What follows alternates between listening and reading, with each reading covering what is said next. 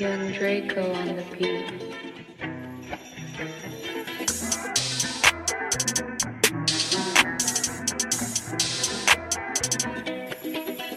Hello, everyone, and welcome to the Fantasy Griddle Podcast. Check out our website for waiver wire ads, rest of season rankings, and more on fantasygriddle.com.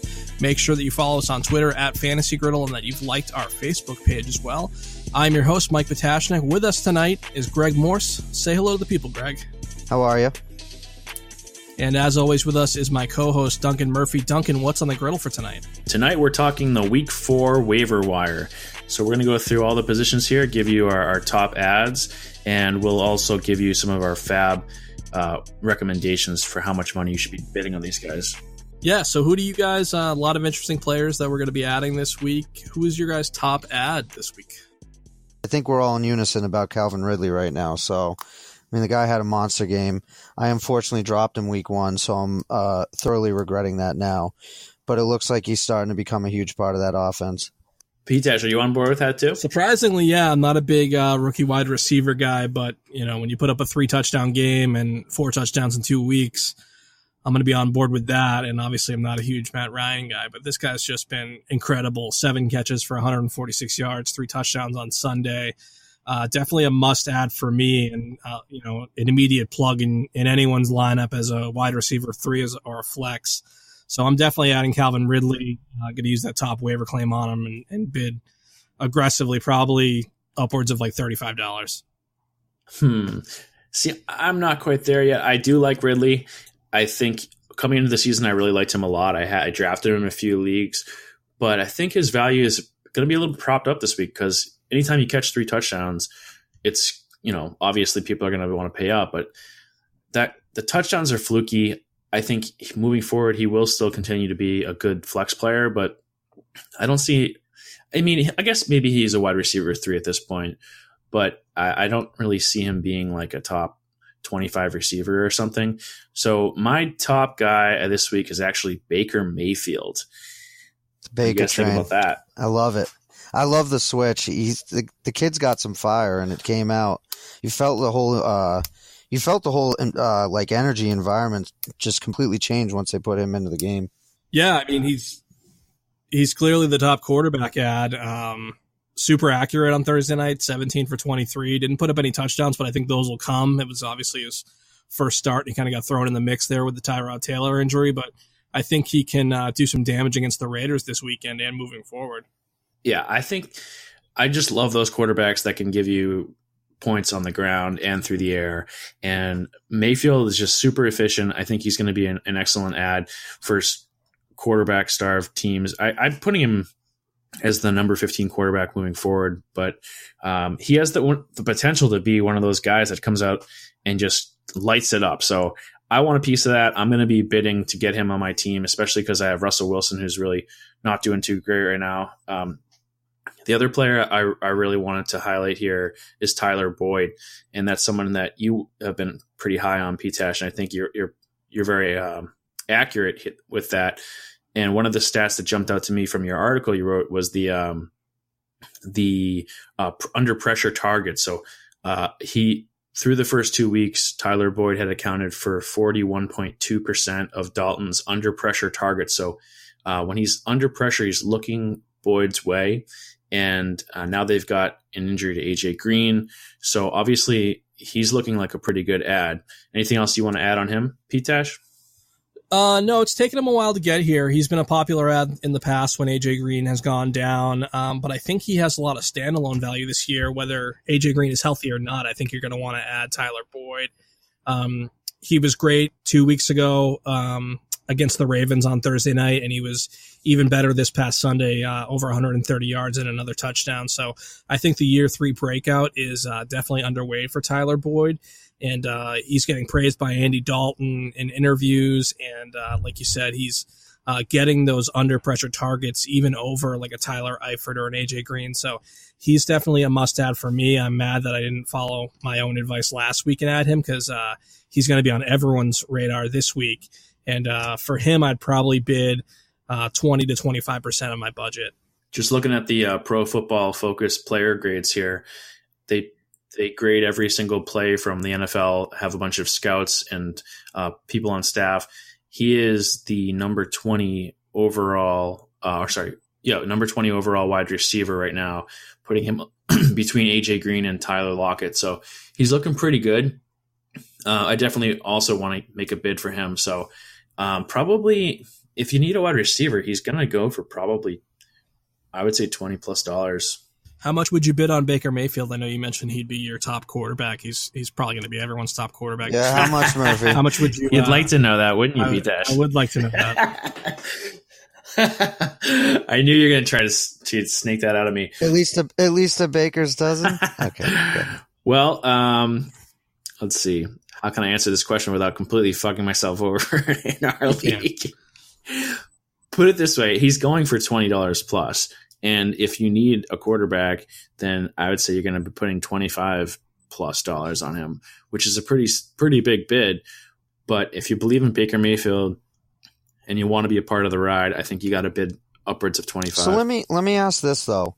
You're saying to put in a bid of 25, but what separates him from a guy like Matt Ryan or Andy Dalton or someone like that who might be floating around right now? I mean, Matt Ryan's probably been scooped up, but you got guys like, Eli Manning and Andy Dalton and those guys that kind of stream through, Alex Smith. Do you think he'll really separate far enough from those guys to be worth the 20 to 25? That's a great question. And I think that question I'm wrestling with it right now myself, because I do have Andy Dalton. And, if you play matchups, Dalton's been pretty good. I don't know. Mayfield's got that name value. So if you want to get him, you're going to kind of have to overpay right now. So personally, I think I'm willing to overpay and just see what happens here, because I think he's a special player. And if he's anything like Deshaun Watson was last year, he's going to be a great addition. He doesn't have quite the weapons that Deshaun had with Hopkins or everything, but he's got Njoku. He's got Jarvis Landry. He's got Duke Johnson. They still have some pieces there. So I don't know. Pitesh, where do you stand on that? Yeah, I mean, I think Baker Mayfield, especially on the waiver wire, is going to benefit from us not really knowing what he is at the NFL level. We know kind of what Dalton is and what his ceiling is.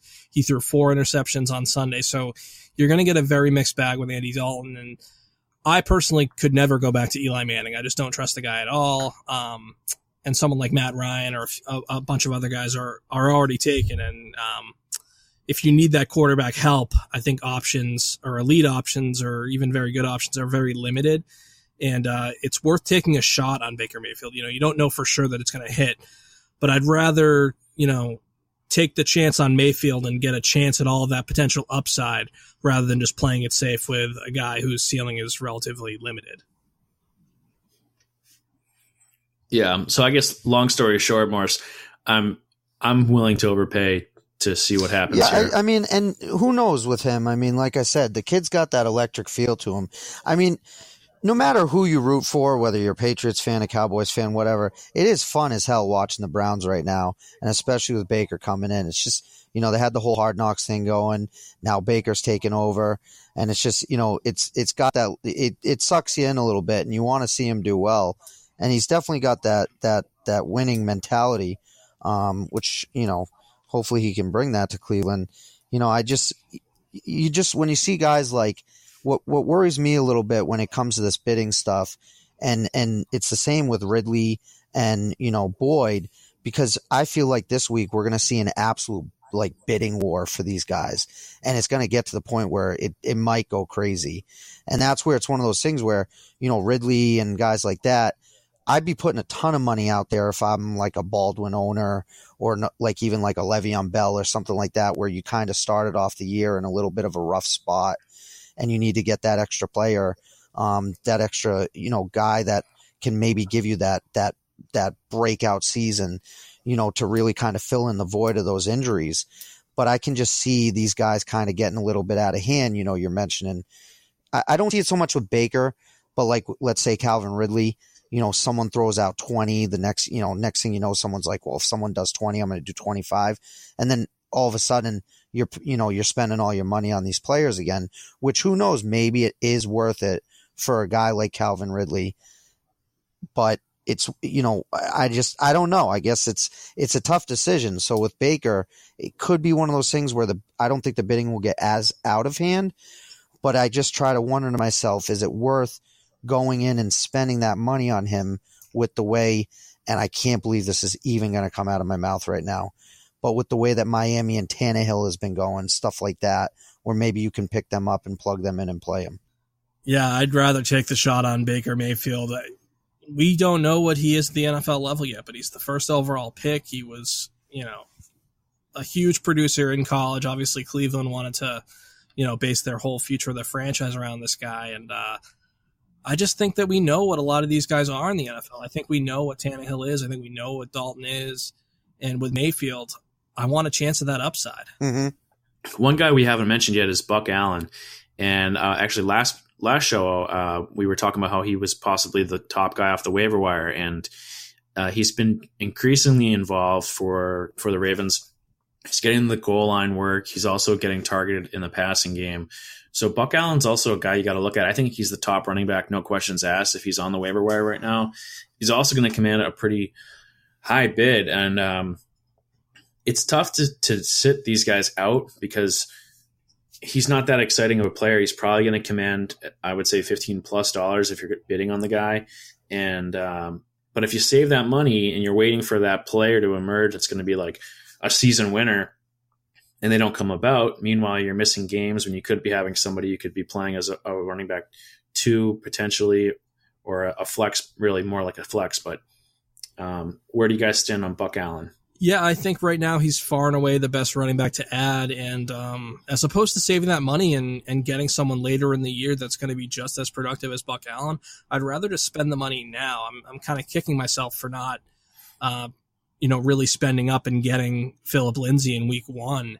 And if you can add somebody now, you have them for the full season. You don't have to just get the benefit of having them from week 8 on or whatever. Right now, if you get Buck Allen, you have him from week 4 on. So, even if he's less talented than a guy that comes around down the road, you're going to have him for so much longer.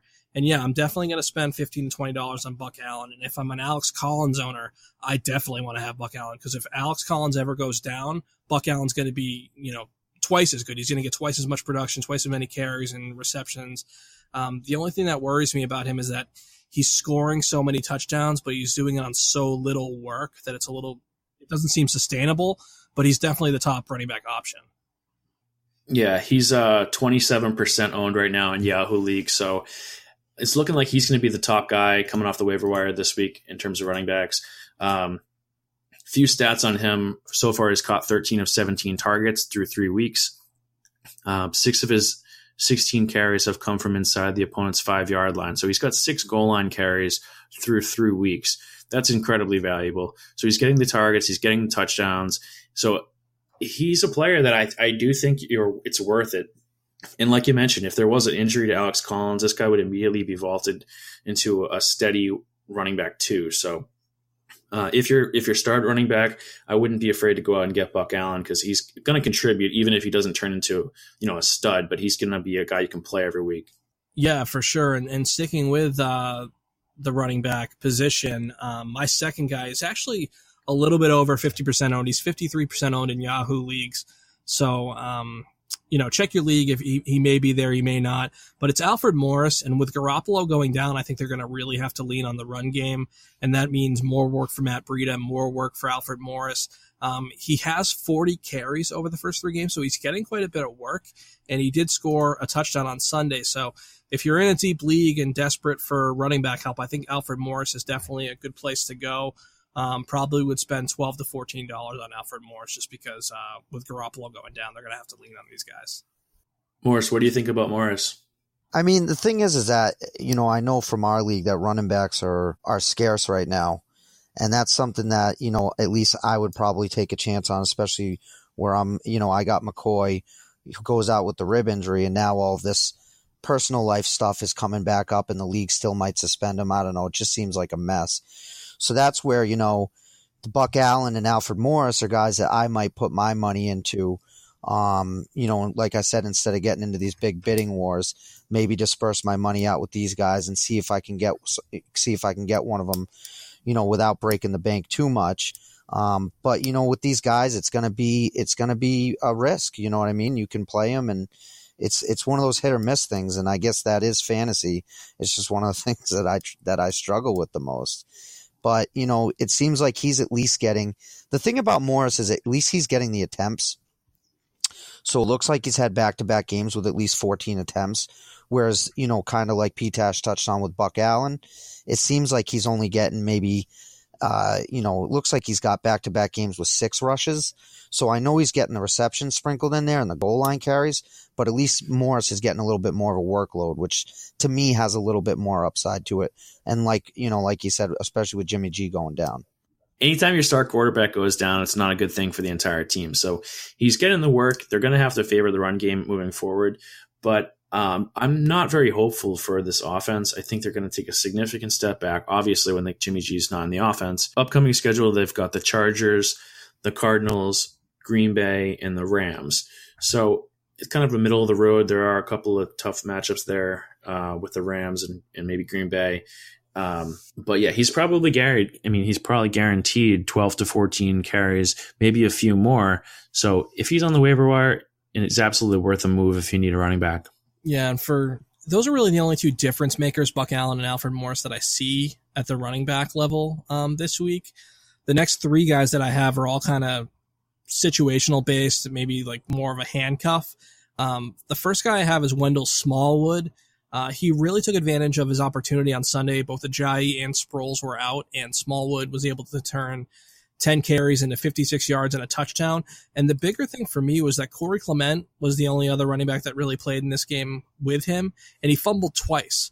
So I'm wondering if there's going to be a shift in this backfield where they lean more on Wendell Smallwood, but he really only kind of has value if Jay Ajayi and someone else is out. I don't think he's going to get enough work as part of a committee, but something to keep an eye on if you're an Ajayi owner or you have Darren Sproles. If they're going to miss more time, I would definitely maybe take a look at Smallwood as maybe like a flex option and maybe also like a handcuff option to Jay Ajayi, but that's really all I would consider Wendell Smallwood. He's my 3rd ranked running back, and I probably wouldn't spend more than $10 on him. Yeah, I agree. I think that's a good point. He could be more involved moving forward, especially if Clement can't hold on the ball. But yeah, he's really doesn't draw too much interest from me, especially from a fab perspective. So at the running back position, I really see those 2 guys up there. And then, after that, it's kind of a wash. I mean, who else is up there? Ivory and a couple other those guys? Yeah, for shallower leagues, I was saying Chris Ivory, but really only if you have McCoy. If McCoy comes back, Ivory has no value. So he's really just a handcuff option for McCoy owners, or if you notice that McCoy's out, he might be worth. He did get a lot of volume on Sunday. The offense looked much better behind Josh Allen. So Ivory did have 20 carries. He only turned it into 56 yards, but he did have 70 yards receiving as well. And then TJ Yeldon, I would really only be interested in him if I had Leonard Fournette. It looks like Fournette could be back any week. But given his durability issues, I would definitely want to, tie up Yeldon on my roster as a handcuff. Yeah, for sure. If you own Fournette, you have to own Yeldon. And even as a guy on your bench, it's not bad rostering TJ Yeldon. See, I do like Smallwood though, just for the fact of the way that the Eagles use that running back position, where they do like those shifty guys, and he could be a sneaky play, like you said, if Clement can't hold on to the ball. He might step in and be that back who's running those wheel routes and being a part of that offense, like you see them do, where they get the running backs out in space and give them a chance. So he might be one that's a little bit of a sneaky pickup right now. Yeah, Jay Ajayi and Darren Sproles will not stay healthy for the rest of the year, so something to keep an eye on. And there's a chance that they might miss week 4. I'm reading here as well. So if Ajayi and Sproles did miss week 4, Wendell Smallwood would definitely be in play as a running back too. For sure. Getting back into wide receivers, there's some really good options that I like on the waiver wire. Geronimo Allison, he is still on the waiver wire, 34% owned. I would definitely want to get a piece of him because he is the 3rd wide receiver and obviously a high-powered or was once high-powered offense in Green Bay.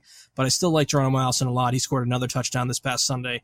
And Duncan, I know you're a Allison owner and have been a fan of his. What do you think about him? Yeah, I love Geronimo Allison this year. I think he's the number 2 receiver in this offense. I think he's better than Randall Cobb.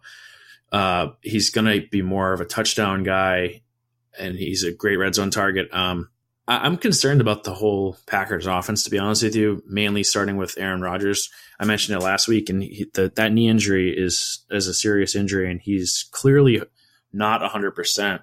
So anytime you're tied to a quarterback where one false hit could knock him out, and then you've got the backup to deal with, I think that's a kind of an issue that I'm feeling right now as an owner. But if he's on the waiver wire, absolutely pick him up, because while Rodgers is healthy, he's a great wide receiver 3 to plug in. For sure. And the next guy I have up is Jordy Nelson. He was heavily owned after drafts, but he was dropped in quite a few leagues. He's only 52% owned right now in Yahoo leagues. And he had a coming out party on Sunday. He had 6 catches for 173 yards and a touchdown. He appears to be getting a lot more separation and getting open a lot more than Amari Cooper. So I have to wonder if Derek Carr is going to lean on him more in the future, because Amari Cooper is just not producing. So I'm definitely going to bid $10 to $15 on Jordy Nelson wherever he's available, because I think he might be emerging as the top receiver in Oakland. Morris, you're a big Jordy guy. What do you think? It's funny we segued from Green Bay into Oakland, because both teams have those players with that potential to put up big points, and it just seems like it's this crapshoot right now. And I would definitely be on board with picking up Jordy, especially if him and Carr are starting to get that connection with each other. As you saw once the quarterback trusts him and they get on the same page, what he did in Green Bay. But it just seems like, Cooper had a good game last week and then comes out again and throws a dud. I think he was targeted 9 or 10 times last week. I think it was, maybe he was targeted 3 times this week. So it's hard to figure out what the heck is going on in Green Bay and Oakland. Same with Green Bay. It's like, besides Devontae Adams, you could put the rest of the players on a spinning wheel and just spin it and then pick one. Because Ty Montgomery's still in the mix, is still sprinkled in there. Jimmy Graham seemed like he was coming out last week, and then all of a sudden this week, he puts up another average game. And then it's the same thing in Oakland. Now all of a sudden Jordy Nelson emerges, and Amari Cooper goes back into being basically useless. So I would definitely go with Jordy, because I feel like that Oakland offense should eventually get something going. But again, it's tough to tell what's going on with both these teams. Yeah, with Jordy, for me, I was definitely had soured on Jordy coming into the draft. I was pretty high on him, and then it looked like he wasn't going to really get much of an opportunity first 2 weeks, but fairly encouraging for him. So he had the injury 2 years ago where he tore his ACL, but in the 5 years prior to that, he had over 1,200 yards and 12 touchdowns in 4 of those seasons. Yeah, can I ask? I was going to just ask. I mean, I didn't catch that game. I don't know if one of you guys did. Like, how does he – the thing that worries me about Jordy is he's just going to be one of those older guys that comes off an injury, ends up fading – his career just ends up fading out a little bit. How did he look? Fast. Yeah, he looked good? He looked very fast. I think on one of his catches, he ran almost the whole field yards after catch. It was he looked very fast. He looked very good on Sunday. Okay, so that's promising. I didn't watch it play by play, but I saw highlights and I posted them in the waiver wire article. Yeah, he had a hell of a game, but it's it's one of those things where, like, sometimes, it's tough to say 150 yards is fool's gold, but like sometimes when players just having a good game and stuff, or as opposed to them looking like they're healthy and back in shape. We talked about Sony. Sony still just looks like he's not 100% right now. And I haven't gotten the chance to really watch Jordy that much, see how he's cut and seeing how he's running. The last 2 guys I got for wide receivers in shallower leagues are Chris Godwin, 41% owned from the Bucks, and Antonio Callaway, 33% owned from the Browns. Do either one of those guys interest you guys? Yeah, I'm very interested in Callaway. I'm going to be trying to make a move for him in one of my leagues. If you watch the game, he got open a lot. He was missed deep a few times by Tyrod Taylor, so he could have had a pretty good game. Now that Gordon is gone, he's going to continue to get opportunities. Guy should have been a first-round pick. He had some off-the-field issues, pushed him to the 4th round.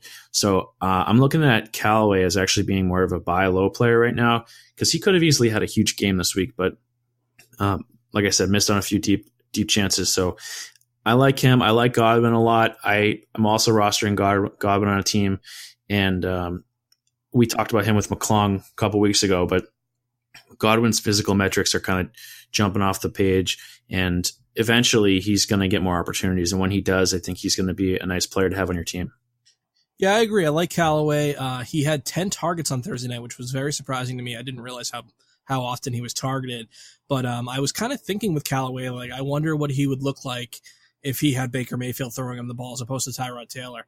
And we're about to find out how that is going to look. So I think he's pulling away with the second wide receiver gig in the wake of Josh Gordon leaving. I don't think Rashard Higgins is going to hold him off for that spot. So I would definitely add Antonio Callaway. I'd spend around $10 on him in Fab. And I wouldn't start him right away just because I think you're still trying to figure out exactly what he is. But I'd certainly, add him as a speculative ad and, maybe use him, in the weeks that are upcoming. I mean, it is interesting, though, that they, just from the whole Hard Knocks thing where to punish him, they played him the full game is almost like we want to punish you, but we also really like you. So we're going to make you play the whole game. So it seems like the coaches are high on him and they just let Gordon walk. So who knows? Maybe he's a player that they have their eyes on. They would really want to get him involved. For sure. That's going to get us into tight ends, and tight ends is obviously a disaster. There's very few that you can count on. So it's going to be extremely important that you pay attention to your waiver wire because the position is just so shallow. The first guy that I have, and none of these guys are going to be guys that you're going to break the bank for, but the first guy that I have is Tyler Eifert. His targets have increased in 3 straight weeks. He had 8 targets on Sunday and caught 6 of them for 74 yards. This is the best Tyler Eifert has looked in quite some time because he's been very hurt over the past few years, but if he's playing more and more and getting more targets, I think I might have some interest in him, and definitely a tight end that I'm looking to add this week, given my issues with Jack Doyle and his replacement that I had, Austin Hooper. So Tyler Eifert, someone to pay attention to. Do you guys have any faith in him moving forward? Yeah, I was going to say the only tight end that I could really put, that I would show any interest in is Eifert as well, because, like you said, he is looking okay. And when he is on the field, Dalton loves to throw to him. So he seems to be the option this week. Eifert, I used to be such a huge fan of his, and I still really like the player, but the injuries bug has really been terrible with him. And I know they're limiting his workload. So it's nice to see him get more involved, but I think he is going to be limited to kind of a touchdown dependent tight end, which sort of they all are, anyone who get off the waiver wire. So not a bad guy to add. What other names did you have listed there? I mean, now that we've seen Vance McDonald just go 75 yards and, throw a stiff arm from hell, I think he's got to be a guy. Yeah. Who'd you say the defender was on that play, Pitash? Chris Conti. Yeah. I'm pretty sure Antonio Brown just stiff armed him on his touchdown too. So unreal. Yeah, so the other tight ends that I had, obviously, with that 75-yard touchdown, Vance McDonald probably slides to the top of the list. But the other guys that I had were Dallas Goedert. He was benched in week 2, but Wentz obviously started his first game of the year, and he targeted Goddard 7 times. He caught all 7 of those targets and had 73 yards and a touchdown. So Wentz looked to the tight ends a lot in this one. Goddard had his 7 targets, and Ertz was the only Eagle that had more. He had 10 targets.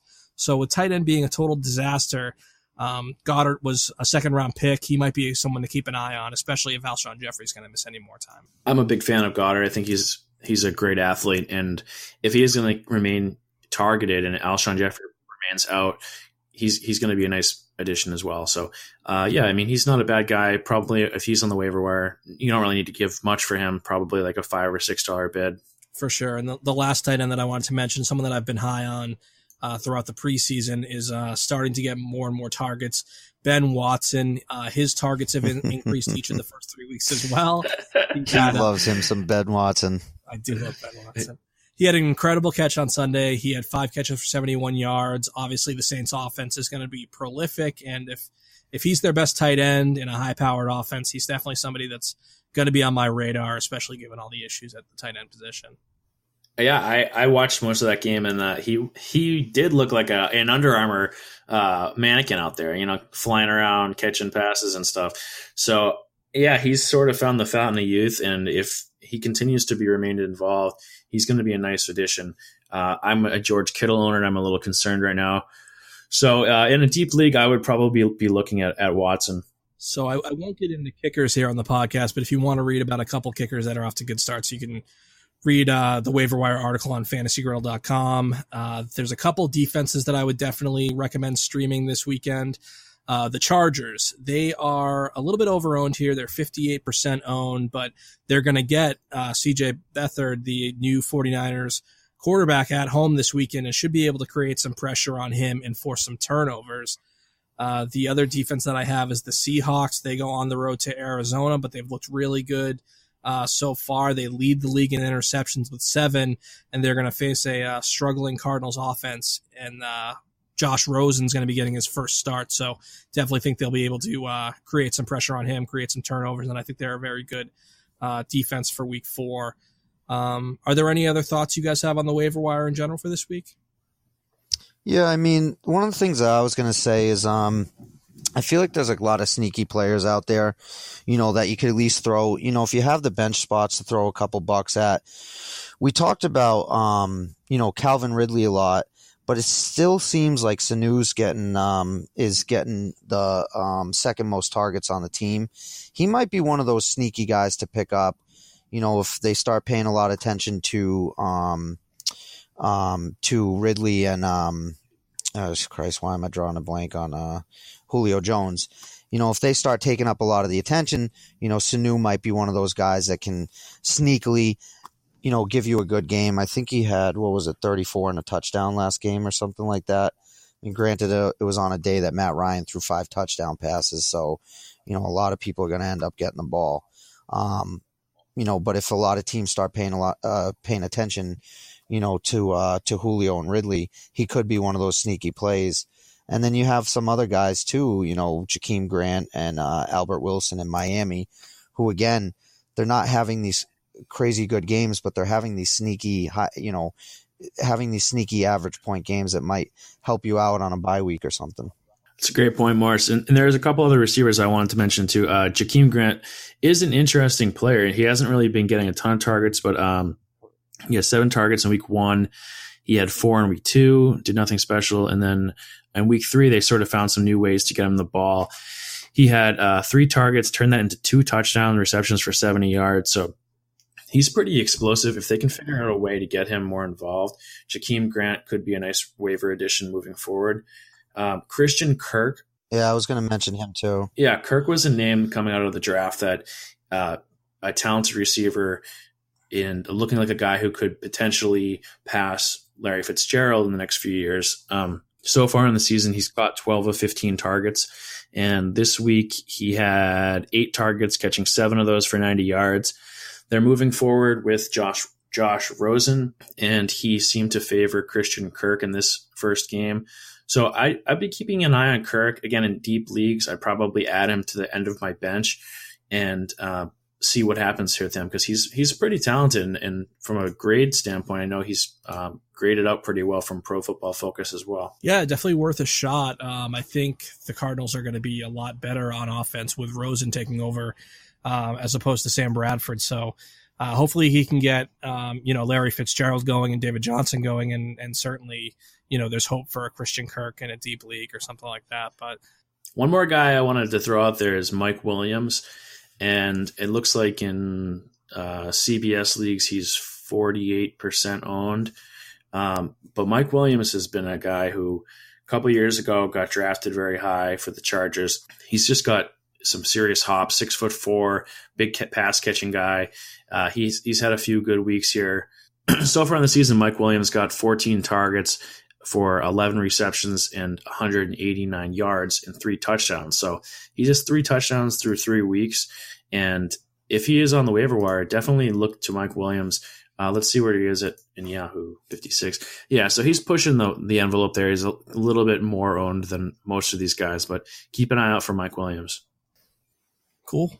All right, well, Thank you so much for tuning into the Fantasy Griddle podcast. Check out our website for waiver wire ads, rest of season rankings at more, fantasygriddle.com. Make sure you're following us on Twitter at Fantasy Griddle and that you've liked our Facebook page as well.